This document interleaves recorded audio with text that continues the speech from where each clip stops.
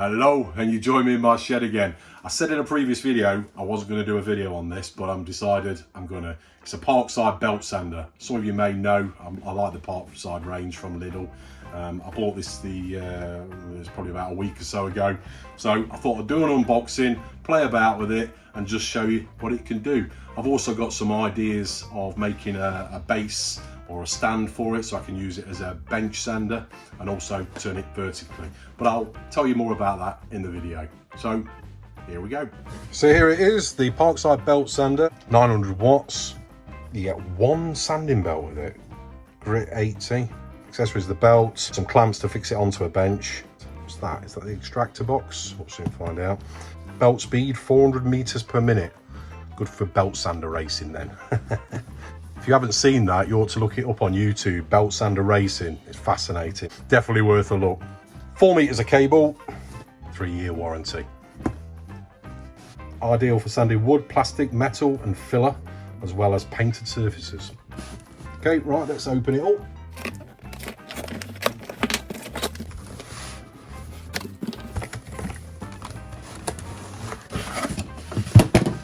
So obviously, instruction manual.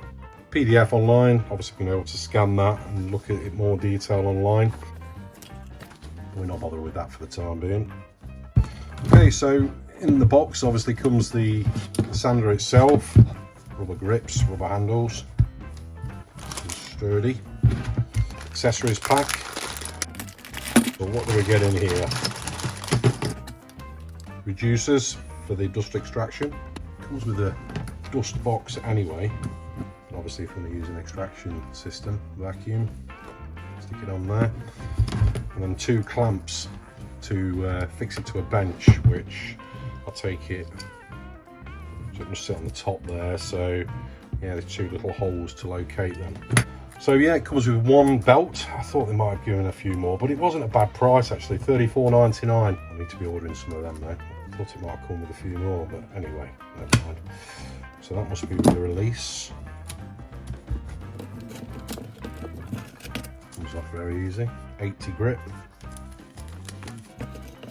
I think on these they're an alignment adjuster. Take it to the front here.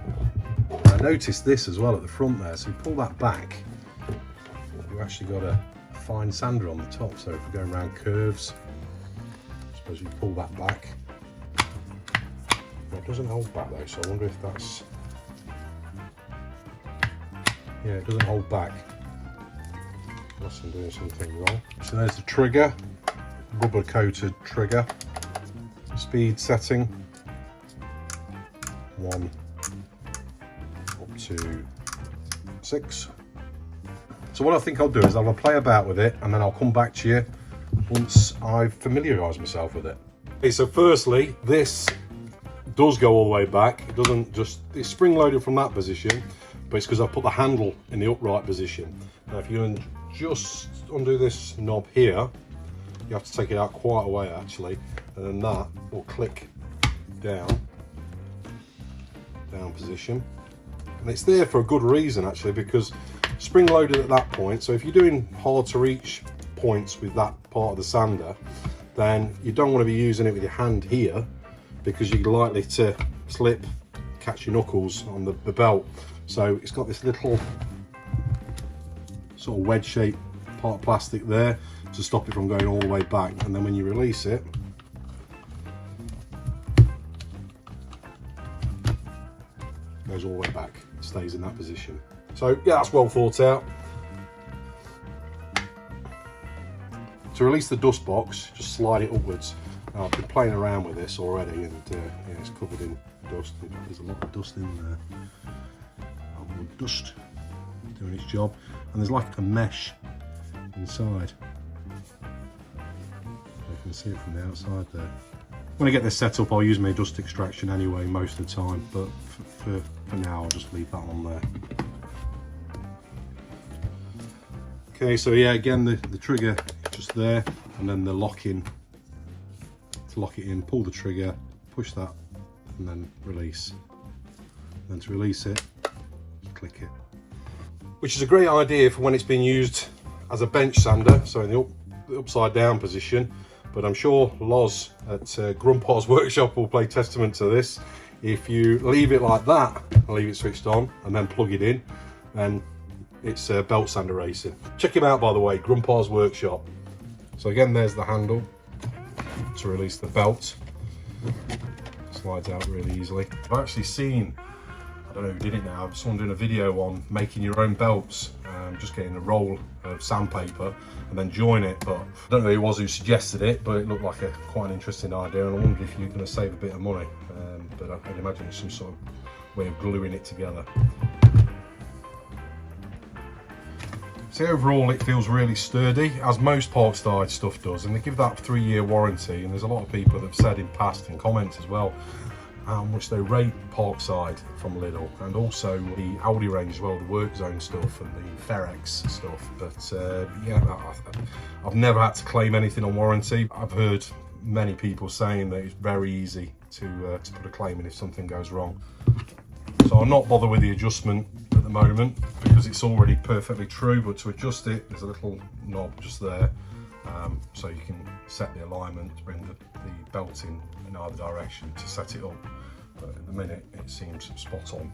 There's the speed controller, so if you want to take your time, you can start off in 1 and then work your way up to 6 if need be. As you can see, I've already had a play around with it, a few bits of wood glitter on there. So yeah, let's first of all try it in that position, and then we'll try it in that position. So I've got this piece of timber here, it's a bit of CLS, it's been planed on that side and a bit dirty on that side, so let's just give it a going over.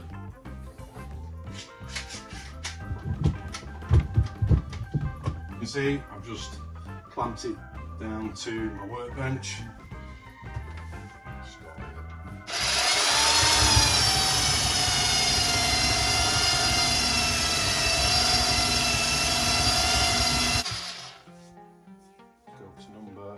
Skip a few, let's go to number 3.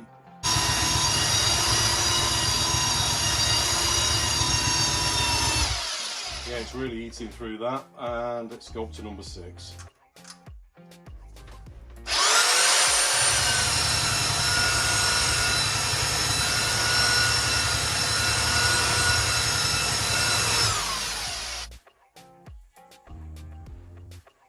I didn't expect any less, really. It's a belt sander, isn't it? Right, okay, so that's that. Let's try it the other way around. If you can spot the obvious problem, the gap isn't big enough to go into that hole there and to get on the other side of my bench. Let me show you. There's not enough room. I suppose I could take a chunk out of the workbench, but I'm not that bothered about it because I want to make a jig for it anyway. But I've got my bar kitchen over there, which has got some work surfaces, so let's try it in there. I don't advise anyone doing this in a kitchen, by the way. Just for demonstration purposes. I'll give it a quick blast and then yeah, just see how it turns out. So here I've got my drawbridge that goes downwards, worktop, but it's probably about 50mm thick, if that, probably 40. It is 40mm in fact. Now the best way to do it is this way around, because if you look on here, the extractor is going to catch on the pin just there, because that's where the hole is, and it'll catch on that box, that dust collector box. So I'll stick it that way around. And if you see on there as well, it's got well, the flat surface where it sits on the top, slightly serrated.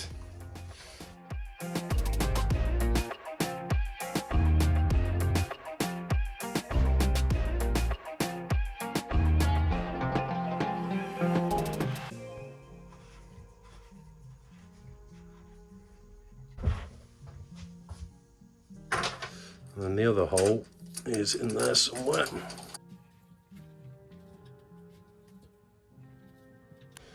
Well, the thing with this is, I suppose you could plug it in and then press the trigger and put the locking device, but the other way to do it is plug it in first, put the switch on with the locking switch, and then flip the switch at the plug socket. Don't know if that's the right way of doing it, but what can go wrong unless I forget to depress the trigger.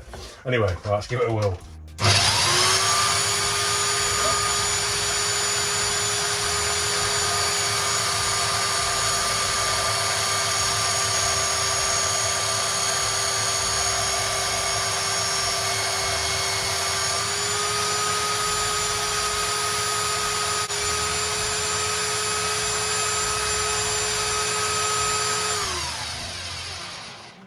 Getting too much dust in the kitchen. So I'll have a clean up and then we'll put it back into the workshop. Before I do, just to mention, if I make this jig, I want it to sit horizontally and vertically. So I might put some sort of pivot or hinge in there so I can flip it up on its axle, up on its axes, or pivot it upwards anyway. And then if it's in a vertical position coming up here, I can put a little plate on there, or a little ledge, a perch, to sand from the vertical position, and then I'll put like an end stop here, so as I'm sanding up it won't go over the end of the sandpaper. Hope that makes sense. Let's undo it and take it back into the workshop. Remembering to turn that off first.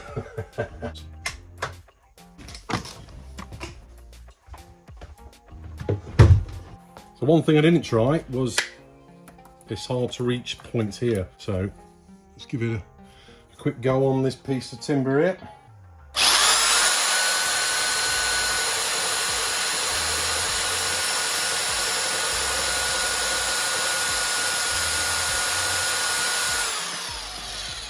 Ooh, come on.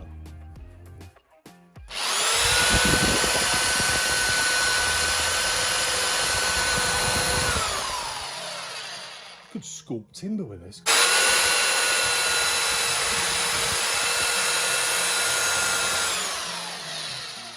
Like really get into there, look.